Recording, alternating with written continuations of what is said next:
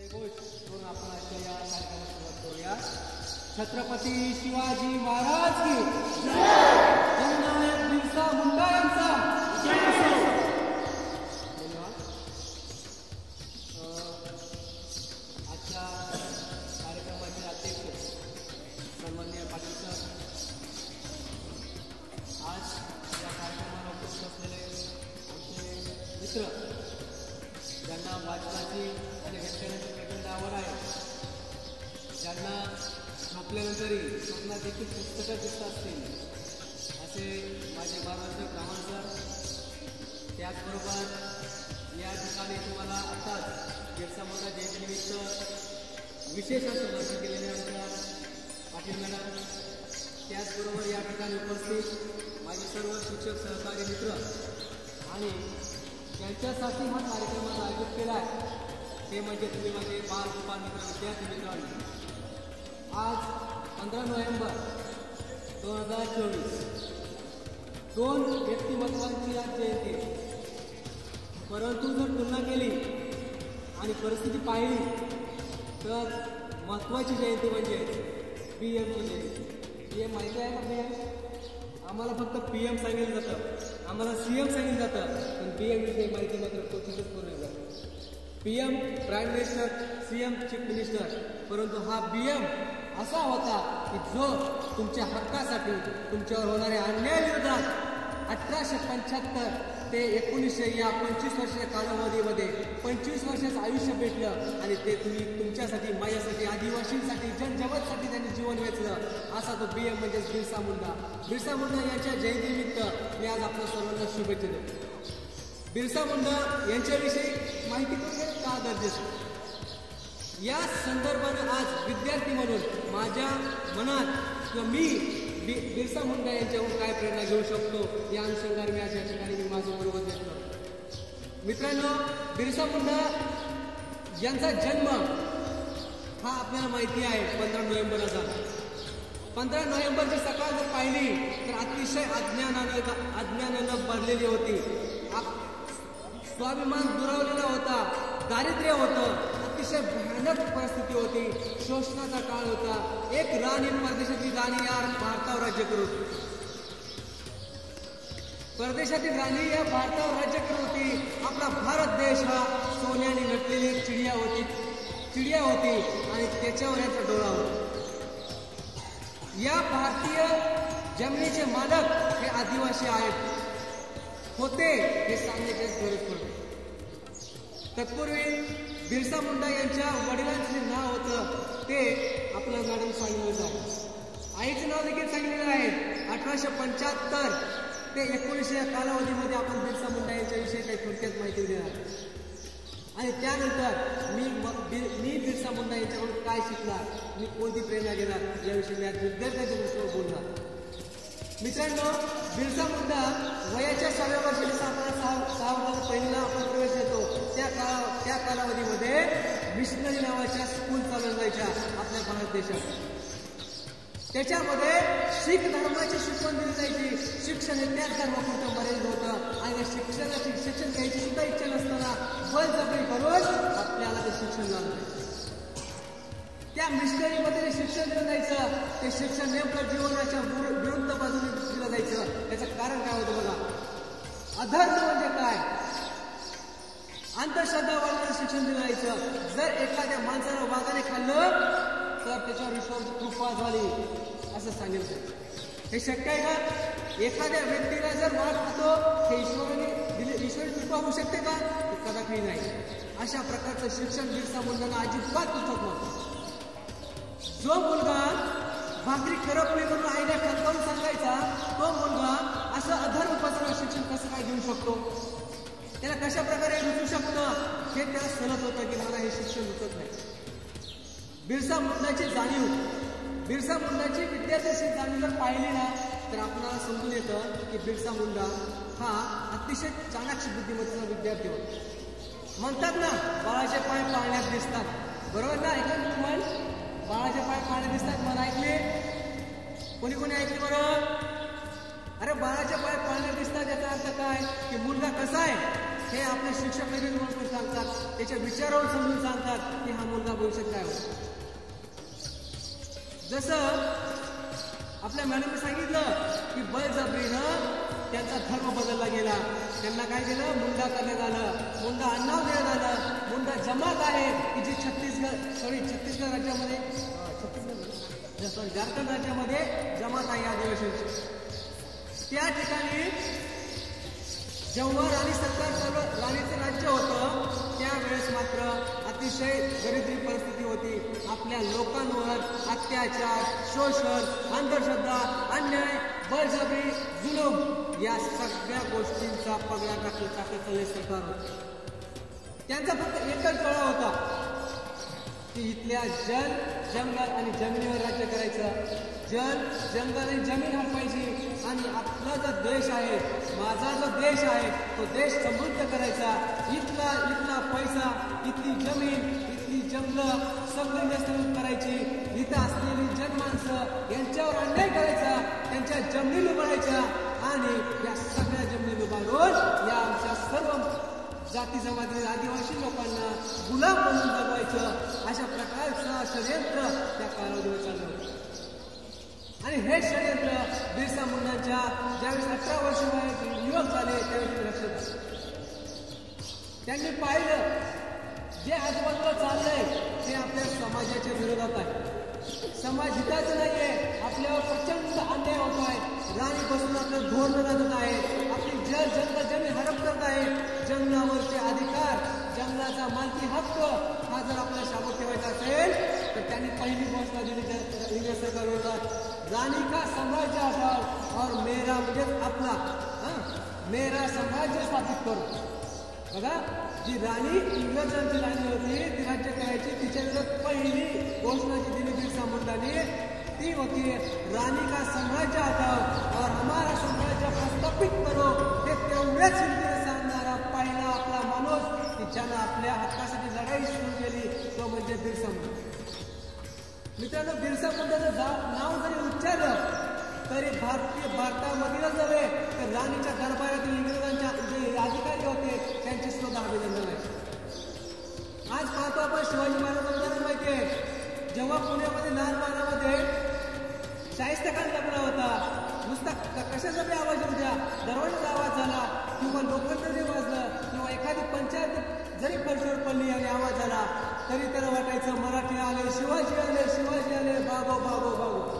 अशी परिस्थिती जशी शिवाजी महाराजांनी केली होती तशीच परिस्थिती बिरसा मुंडाने 19व्या शतकामध्ये केली होती. ही परिस्थिती केली होती त्याला कारणीभूत सुद्धा तीच परिस्थिती असते. बघा, जेव्हा प्रश्न निर्माण होतात तेव्हाच संघर्षाची निर्माण होते. संघर्ष कुणालाही आवडत नाही, परंतु जेव्हा अन्याय होतो तेव्हा संघर्ष करणं भाग असतो.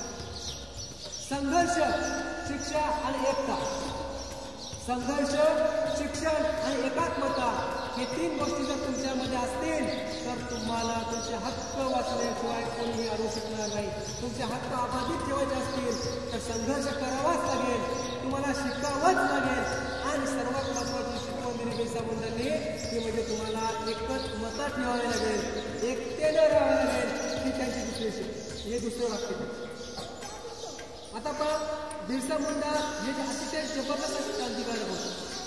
त्यांनी संघटना स्थापन करण्याचा निर्णय घेतला. याचं कारण असं होतं, एका बाजूला आधुनिक शस्त्रास्त्र असलेला इंग्रजांचं कुमक होती, सैन्य होतं आणि एका बाजूला आपला अशिक्षित समाज होता ज्याच्यामध्ये शिक्षण सुद्धा घ्यायचं कसं हे प्रश्न उपस्थित होते. त्यांना कोणाला वाचता येत नव्हतं, शिक्षण घेणं हे दुरापच नव्हतं. अशा परिस्थितीमध्ये बिरसा मुंडांनी आपल्या समाजासाठी जल, जमीन आणि जंगलाचं संरक्षण करण्यासाठी, अन्यायाविरुद्ध लढण्यासाठी संघटना स्थापनेचा निर्णय घेतला. संघटना स्थापन केली, त्यांनी धर्मांतर केलं, वैष्णव धर्म स्वीकारला. वैष्णव धर्म स्वीकारण्यामागे त्यांचा एक खूप मोठा विचार होता. ईसाई धर्म हा आपल्या विरोधात आहे, मानवाच्या विरोधात आहे, आपल्यावर अन्याय करतोय, आपल्यावर त्यांची धोरणं लादतोय हे त्यांनी ओळखलं आणि म्हणून वैष्णव धर्म त्यांनी स्वीकारला. वैष्णव धर्म स्वीकारून त्यांनी लोकांमध्ये असलेलं अज्ञान, अंधश्रद्धा, शोषण याविषयी लोकांमध्ये जनजागृती निर्माण करण्यास सुरुवात केली. मित्रांनो, हा जो विषय आहे हा विषय खूप मोठा आहे. बिरसा मुंडा हे 1875 आणि 1900 या 25 वर्षाच्या कालावधीमध्ये जर पाहिलं, अगदी 25 वर्ष ते जगले. परंतु असेच जगले की जसं सरांनी सांगितलं की त्यांनी आभारभर आपल्यासमोर प्रेरणा निर्माण करून ठेवल्या. आज आपल्याला बिरसा मुंडा यांचं जीवनचरित्र माहिती करून घ्यायचं असेल तर सगळ्यात जवळचा आणि बेस्ट फ्रेंड म्हणता येईल पुस्तक. तुम्हाला पुस्तक वाचले पाहिजे. बिरसा मुंडा यांचं जीवन 25 वर्षाचं जीवन होतं, परंतु जसं ते 18 वर्षापासून ते 7 वर्षाचे पुढचे जगले तर ते अतिशय महत्त्वाचे होते.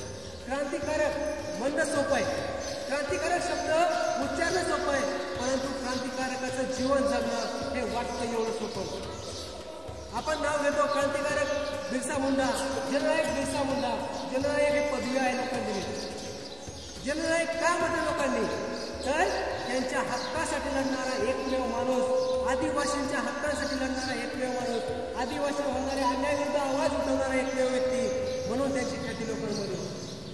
बिरसा मुंडांनी त्यांच्या समाजातील तरुणांना एकत्र आणलं. त्यांच्यापेक्षा वयाने मोठे असलेल्या लोकांना समजून सांगितलं, वाघाने माणसाला खाल्लं म्हणजे ईश्वर प्राप्ती होत नाही, तर हा एक निसर्गाचा नियम आहे. परंतु असं जो विचार मांडतात हा विचार आपल्याला दूर करणं भाग आहे. अशा प्रकारची अंधश्रद्धा आपण पाळली नाही पाहिजे. आपल्या समाजामध्ये, आपल्या आजूबाजूच्या लोकांमध्ये आपण ज्ञानाचा प्रसार केला पाहिजे. ईश्वर सत्य काय आहे हे आपण समजून सांगितलं पाहिजे.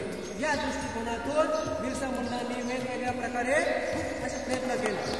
युवक मंडळाच्या माध्यमातून त्यांनी प्रयत्न केले आणि त्याचाच परिणाम भविष्यामध्ये आदिवासी लोक जे असतील किंवा जे इथले मूळ आदिम जमातीचे लोक असतील, ते आदिम जमाती लोकांमध्ये एक जनजागृती निर्माण झाली. कंटाळेत का? कंटाळेत? मुंडा यांचं जीवनचरित्र अतिशय प्रेरणादायी आहे, अतिशय प्रेरणादायी आहे. 16व्या शतकामध्ये जसं छत्रपती शिवाजी महाराजांनी आपलं जगणं मुश्किल असताना सुद्धा जिथं कुठलीही संधी नव्हती की आपलं स्वराज्य स्थापन करावं, अशा प्रकारे कुठलीही संधी नसताना प्रचंड अडचणींचा सामना करत, प्रचंड मोठ्या मोठ्या बलाढ्य संकटांचा सामना करत, जसं की अफजलखानाचा सामना करत स्वराज्य स्थापन केलं. त्याच प्रकारचा लढा या आदिवासींच्या हक्कांसाठी, आदिवासींच्या जमिनी, जल आणि जंगल याचं संरक्षण करण्यासाठी बिरसा मुंडा यांनी 1875 ते 1900 या कालावधीत केलं. बिरसा मुंडा जरी आपण नुसतं नाव जरी घेतोय, आज आपण आदराने नाव घेतोय, परंतु त्याच्यामध्ये खूप मोठी मेहनत आहे. त्यांनी केलेला त्याग आहे आणि त्यागाशिवाय कोणतीही गोष्ट शक्य नाही. त्यागाशिवाय कोणतीही गोष्ट शक्य नाही. आज मी विद्यार्थी आहे, आहात विद्यार्थी, सगळे विद्यार्थी आहात ना, तर मग माझं काय काम आहे? बिरसा मुंडांनी पहिली गोष्ट सांगितली आपल्याला, डेअरिंग करायला गेली. धाडस कराल तर तुम्ही तुमच्यासारखा शूरवीर कोणी नाही. दुसरी गोष्ट मला सांगितली, एकात्मता ठेवा. एकता ठेवली पाहिजे. आपल्यामध्ये कुठल्याही प्रकारची जातीय तेढ नसली पाहिजे, कुठल्याही प्रकारची धार्मिक तेढ नसली पाहिजे. आम्ही सगळे एक आहोत असं ठणकावून सांगितलं पाहिजे आणि तसं आपण राहिलं पाहिजे. ही दुसरी शिकवण. तिसरी शिकवण सांगितली, संघर्ष करा. संघर्ष करा. हीच शिकवण आपल्या बाबासाहेबांनी पण दिली, हीच शिकवण आपल्या जिजाऊ आऊसाहेबांनी पण दिली. मित्रांनो, संघर्ष हा फक्त काय दोघांमध्ये संघर्ष असतो. संघर्ष म्हणजे लढाईच करावी असं काही नसतं. संघर्ष म्हणजे बांधणंच केली पाहिजे असं काही नसतं. संघर्ष हा परिस्थिती असतो, संघर्ष हा मनात असतो, संघर्ष हा विचारांचा सुद्धा असतो. आणि विद्यार्थी दशेत संघर्ष हा माझ्या प्रगतीमध्ये अडथळे कसे आहेत ते दूर करण्यासाठी असतो. आणि हा संघर्ष जे विद्यार्थी दशेत करतात तेच पुढे भविष्यात मोठे चांगले नागरिक, सुजग नागरिक बनतात आणि आपल्या भारताचे नाव उज्ज्वल करतात. संघर्ष करायचा तुम्हाला. संघर्ष कोणालाही चुकलेला नाही. संघर्ष मला चुकलं नाही, संघर्ष पाटील सरांना चुकलेला नाही, संघर्ष रमण सरांना चुकलेला नाही, संघर्ष काळे सरांना सुद्धा चुकलेला नाही, काही सर इथे बसले आमच्या सर्व शिक्षक बांधव चुकलेला नाही. त्याच्यामुळं मी विद्यार्थी असताना संघर्ष करायला मागं पुढे बघायचं नाही. संघर्ष म्हणजे काय? मला जी गोष्ट येत नाही तुम्ही आत्मसात करायची, मला या संदर्भाने संघर्ष सांगतो. आजची परिस्थिती वेगळी आहे. आज आपल्याला लढाई करायची नाही आहे, आपल्याला उठाव करायचे नाही आहे. आपले हक्क अबाधित ठेवण्यासाठी आपल्याला वाचन करावं लागेल. आपल्याला वाचन करावं लागेल. आपल्याला चांगला विद्यार्थी म्हणून विद्या ग्रहण करावी लागेल. हेच तेव्हा बिरसा मुंडांनी त्यांच्या लोकांना सुद्धा सांगितलेलं होतं. आपल्याला तिसरा जो संघर्ष सांगितला. चौथा मुद्दा दिलाय प्रयत्न. चौथा मुद्दा काय दिला? प्रयत्न दिला. आता प्रयत्न बघा, आता बरेच जण म्हणतो मी प्रयत्न करतोय. बरेच जण काय म्हणतात? मी प्रयत्न करत आहे. परंतु प्रयत्न करणं ही गोष्टच अस्तित्वात नाही. प्रयत्न करणं ही गोष्ट अस्तित्वात नाही. लक्षात घ्या, जेव्हा मी एखाद्या व्यक्तीकडे कामाची अपेक्षा करतोय, तुम्हाला काय आवडेल? त्या व्यक्तीनं प्रयत्न करतोय म्हणणं आवडेल की मी काम करतो, जबाबदारी घेतो असं म्हणणं आवडेल? आपल्याला काय आवडतं? एखादा व्यक्ती जेव्हा सांगतो की हे काम पूर्णपणे सक्सेस करून टाका. प्रयत्न करणे हा शब्द तुमच्या डिक्शनरीतून मिटवून टाका. प्रयत्न करणे. आपण कृती केली पाहिजे. आपण छोटी का होईना कृती केली पाहिजे. आपण ऍक्शन केली पाहिजे. हीच गोष्ट बिरसा मुंडांनी त्या कालावधीमध्ये केली. इंग्रज सरकारविरोधात प्रयत्न केले नाही त्यांनी, डायरेक्ट ऍक्शनला सुरुवात केली. वेगवेगळे उठाव केले, वेगवेगळी आंदोलनं केली. परंतु आजची परिस्थिती विचार केला तर तशी परिस्थिती राहिलेली नाही. आज आपल्याकडे लोकशाही आहे. प्रत्येकाला विचार स्वातंत्र्य आहे, प्रत्येकाला व्यक्ती स्वातंत्र्य आहे, प्रत्येकाला भाषा स्वातंत्र्य आहे, प्रत्येकाला धार्मिक स्वातंत्र्य आहे, प्रत्येकाला जे पाहिजे ते अभिव्यक्ती स्वातंत्र्य आहे. हे सगळे स्वातंत्र्य आपल्याकडे. पण आज आपल्याला मूलभूत हक्क टिकवून ठेवण्यासाठी संघर्षाची गरज आहे, कृतीची गरज आहे. जर तुम्हाला तुमची जमीन टिकवायची असेल, जर तुम्हाला तुमची जंगलं टिकवायची असतील, तर तुम्ही आज विद्यार्थी देखील आज लक्षात घ्या. विद्यार्थी म्हणून तुम्हाला सजग होणं खूप महत्वाचं आहे. तुम्हाला वाचन करणं, विद्याभ्यासी होणं खूप महत्वाचं आहे. त्याच्यामुळं नियमित शाळेत येणं आणि आपल्या सरांनी शिकवलेला प्रत्येक पाठ अनुसरित करणं, पालन करणं हे अत्यंत महत्वाचं. आज परवा एक गोष्ट मी पाहिली. खूप सुंदर असं चित्र होतं, ॲनिमेशन चित्र होतं. त्या चित्रामध्ये एक विद्यार्थी आहे. तो विद्यार्थी डोंगरावर चढतोय खूप कष्ट करत आणि त्याची 18 वर्ष पूर्ण झाली. 18 वर्ष पूर्ण झाली. खूप छान असा विद्यार्थ्याचा अभ्यास केला आणि अभ्यास केल्यानंतर 20-22 वर्षी तो आज केंद्रीय सचिव झाला असेल. भारत सरकारमध्ये मोठ्या पदावर जातो आणि त्याच्या पुढचं जे जीवन आहे तो आपल्या समाजासाठी अतिशय सुखाने, समृद्धीने आणि आनंदाने जगतो. आणि त्याच्याच बाजूला जेव्हा मी विद्यार्थी होतो तेव्हा मी खेळण्यात वेळ घातला, म्हणजेच फिरू नका असं नाही.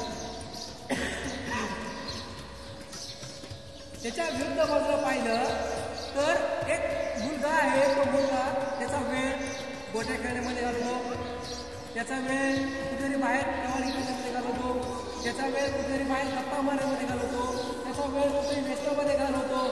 आणि भविष्यामध्ये जेव्हा 25 वर्ष होतात तेव्हा मात्र त्याला खऱ्या अर्थाने जीवनातील संघर्षाची सुरुवात होते. आणि जो मुलगा संघर्ष करतो त्याचं जीवन सुखकर असतं. आणि जो मुलगा सुरुवातीला काहीच करत नाही, आळस करतो, अभ्यास करत नाही, त्या व्यक्तीचं किंवा जो व्यक्ती बनणार आहे त्याचं जे जीवन असणार आहे त्याचं जीवन हे मात्र कष्टप्रद असतं. ही गोष्ट त्यांनी बिरसा मुंडांनी तेव्हाच ओळखली होती 22व्या वर्षी. आणि म्हणून त्यांनी लोकांना सांगितलं, आता तुम्ही शिका, शिक्षण घ्या आणि आपले जे हक्क आहेत ते अबाधित राखण्यासाठी एकत्र येईल.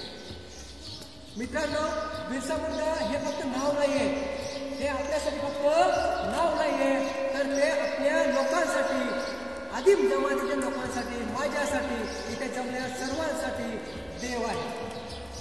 कोण आहेत? देव. कोण आहेत आपल्यासाठी? देव आहेत. देव. म्हणून लोकांनी त्याचं नाव दिलं जमिनीचं संरक्षण, जंगलाचं संरक्षण आणि जल संरक्षण. या तिन्ही गोष्टींसाठी जननायक बिरसा मुंडा यांनी खूप मोठा संघर्ष केला. आणि त्याची प्रचिती बघा. जननायक बिरसा मुंडा हा जो बिरवले आहे, ज्यांना ही लोकांनी दिलेली पदवी आहे. कारण लोकांनी दिलेली पदवी म्हणजे लोकांसाठी केलेला त्याग असतो, लोकांच्या हक्कासाठी उभारलेली लढाई असते, त्याच्या मागे दिलेले खूप सारे कष्ट असतात. लोकांनी आणखीन एक त्याला नाव दिलं, धरती आबा. काय नाव दिलं? धरती आबा. आता आबा या शब्दाचा अर्थ होतो देव. आबा या शब्दाचा काय होतो? देव. मग धरती आबा म्हणजे काय? तर जमिनीवरील देव. ज्यांनी आमच्या जमिनी राखण्यासाठी प्रयत्न केला त्यांना आपण धरती आबा असं लोक म्हणू लागले. आणखी जे बोलायचं झालं तर बघा, इंग्रज राजवट ही अतिशय जुलमी राजवट. इंग्रज राजवट अतिशय जुलमी राज्य होती, अतिशय शोषण करणारी अशी राज्य होती. आणि त्या राजवटीमध्ये अशा प्रकारचे उठाव, अशा प्रकारचा संघर्ष, अन्यायाविरुद्ध बोलणं ही खूप भयानक परिस्थिती निर्माण करणारी होती. बिरसा मुंडांचं कार्य जरी शांत चालू असलं तरी त्या ठिकाणी मिशनरी होत्या, ज्या शिक्षण देणाऱ्या संस्था होत्या, ते त्यांच्या लोकांच्या डोळ्यात फुकू लागलं आणि त्यांचे षडयंत्र सुरू झाले. बिरसा मुंडा म्हटलं की शासन बदलायचं. बिरसा मुंडा हा इंग्रजी राजवटीमध्ये लागलेला किडा असे समजायचे. इंग्रजी राजवटीला लागलेला किडा असे समजायचे. याचं कारण काय होतं? तर जे पूर्वोत्तर राज्य आहे जिथं खूप अशी धनसंपदा आहे, तिथं खूप खनिज संपत्ती आहे, खूप चांगली चांगली झाडं होती, जंगल आहे, जमीन आहे आणि खनिज संपत्ती सुद्धा आहे.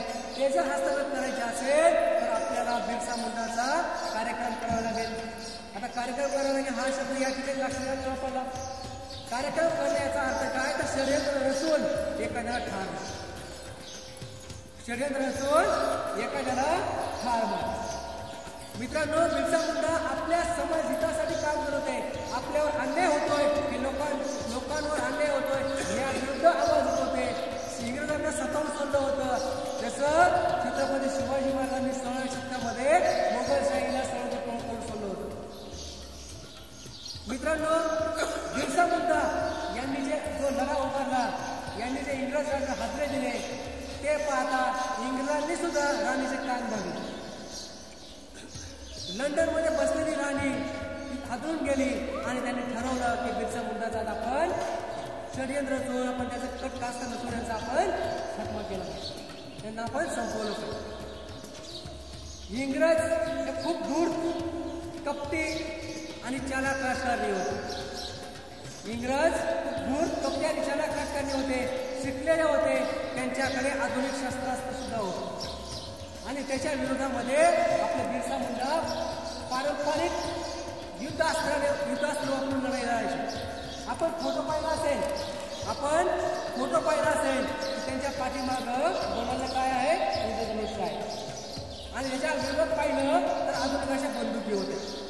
आणि हे कुठतरी बिरसा मुंडा सुद्धा अडचणीचं होतं संघर्ष करताना. जेव्हा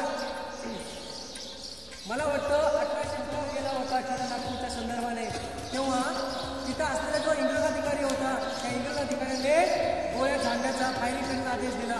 तेव्हा बरेचसे लोक मृत्युमुखी पडले आणि तेव्हा मात्र बिरसा मुंडांना खूप दुःख झालं आणि मात्र त्यांनी ठरवलं की आता या हल्ल्याचा बदला आपण घेतला पाहिजे. त्याची रणनीती चालू होती, त्याचं प्लॅनिंग म्हणून चालू होतं. आणि कुणीतरी 500 रुपयाची रेमेडी घेतली आणि बिरसा मुंडांचं स्थळ आणि त्यांचे सहकारी पुढे बसले. कुठे प्लॅनिंग चालू आहे याची माहिती इंग्रज सरकारला. इंग्रज सरकारला माहिती दिली, त्यांचे पोलीस अधिकारी आले, त्यांचे हायकमांड आले आणि त्यांना बिरसा मुंडासह त्यांच्या सहकार्याने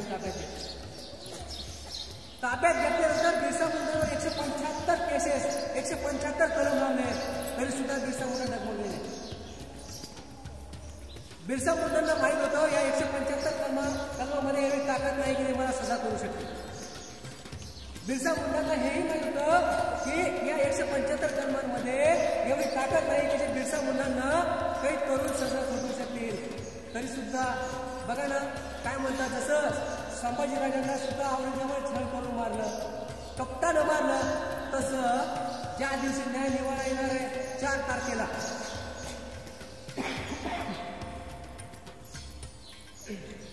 4 तारीख होती आणि त्या 4 तारखेला न्याय 4 किंवा 5 तारखेला न्याय निवाडा होणार होता.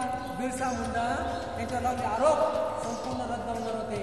बिरसा मुंडांना बाइज्जत मोकळीक सोडलं जाणार होतं हे इंग्रजांना सुद्धा पटत नव्हतं. त्यांनी षड्यंत्र असलं ज्या कारागृहामध्ये बिरसा मुंडांची रवानगी केली होती त्या कारागृहामध्ये कैद्यांना वेगवेगळ्या सुविधा पुरवल्या. त्या सुविधा जसे की ब्रश असेल, ड्रेस असतील, या वेगवेगळ्या सुविधा पुरवल्या जात असतात आणि त्या सुविधेचा वापर करून बिरसा मुंडाच्या प्रत्येक बारीक बारीक हालचाली लक्ष केंद्रित करून त्यांना एका मित्राच्या मार्फत, त्यांच्या सवंगडच्या मार्फत, अधिकाऱ्याच्या मार्फत विष त्यांना दिलं जातं. विष कसं दिलं बघा. बिरसा मुंडा कधीही विचार करू शकणार नाही, तुम्ही आम्ही कधीही विचार करू शकणार नाही अशी कृती इंग्रजांनी केली. जे आपण ब्रश म्हणून वापरतो, दातून म्हणतो त्याला आपण दातून. तुम्ही काय म्हणता? लिंबाची काडी वापरताना काय म्हणता तुम्ही? लिंब दात कसं वापरतो ना आपण? दातून म्हणता ना, बरोबर ना? हां, तर ते दात घासायला लिंबाची काडी वापरायचे आणि त्याच्यामध्ये त्यांनी अतिशय असं प्रचंड हानिकारक असं विष त्यांनी तिथं कुंपलं.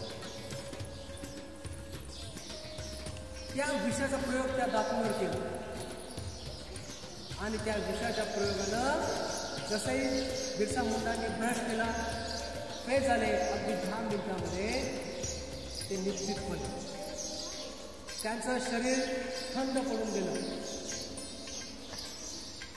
त्यांचे हृदयाचे ठोके बंद पडून गेले आणि अशा प्रकारे आपल्या आदिवासी समाजाचे रक्षण करणाऱ्या क्रांतीसूर्याचा, आद्य क्रांतिकारकाचा, धरती आबाचा इंग्रज राजवटीनं अगदी कटकारस्थान करून बळी घेतला, त्यांची हत्या केली. अशा या वीर जननायक धरती आबा, जननायक बिरसा मुंडा यांच्या जयंतीनिमित्त मी सर्वांना शुभेच्छा देतो. या जयंतीनिमित्त फक्त एकच अपेक्षा व्यक्त करतो आपल्याकडून विद्यार्थ्यांना. मला माहिती आहे आता 11:30 वाजले. वेळ सकाळी तुम्ही लवकर आला असेल, 9 वाजता बरोबर. 9 ते 11:30 म्हणजे जेवण वगैरे केलं आहे की नाही माहीत नाही, भूक लागली असेल. तर या ठिकाणी बघा, बिरसा मुंडा यांची जयंती साजरी करत असताना आपल्याला खूप काही गोष्टी शिकायच्या. आपण लक्षात ठेवा, विशेषतः मुलींनो, 1885ला सुद्धा हे राज्य चालणारी एक लेडीज होती.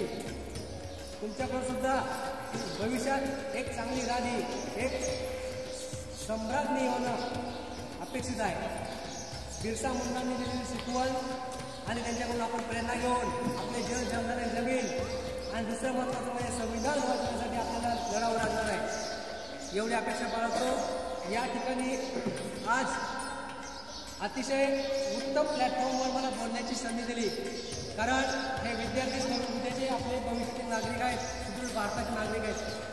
आणि आजचा हा वेळ माझा 30-35 मिनिटाचा आज खूप चांगला काढलेला गेला आहे. या संदर्भाने मी आज या ठिकाणी आजच्या कार्यक्रमाचे अध्यक्ष पाटील सर, त्याचबरोबर ज्यांचा शब्द मी प्रमाण मानतो असे रामन सर आणि संपूर्ण या ठिकाणचा या शाळेचा स्टाफ यांचं मी मनपूर्वक ऋण व्यक्त करतो, आभार मानतो.